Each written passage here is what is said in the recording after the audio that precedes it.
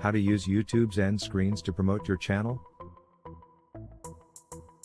First, navigate to your YouTube channel and click on the Customize Channel option in the top right corner. Click on the End Screens and Annotations tab on the left side of the screen. From here, you can either create a new end screen or edit an existing one.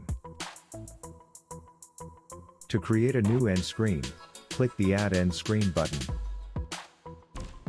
Use the drag and drop editor to add elements to your end screen, such as videos, playlists, or channels to promote.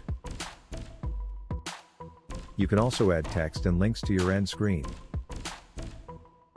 Once you have added all the desired elements to your end screen, click the Save button to save your changes.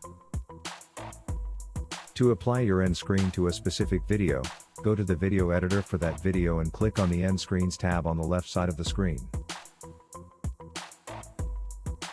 From here, you can select your newly created end screen and apply it to the video. To promote your channel, consider adding a subscribe button to your end screen and encouraging viewers to subscribe to your channel. You can also include links to your social media accounts or website to help drive traffic to your other channels. It's also a good idea to A/B test different end screens to see which ones are most effective at promoting your channel.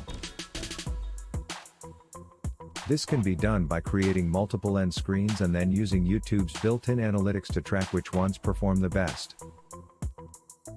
Finally, be sure to regularly update your end screens to keep them fresh and relevant to your viewers. This will help ensure that your end screens are an effective tool for promoting your channel.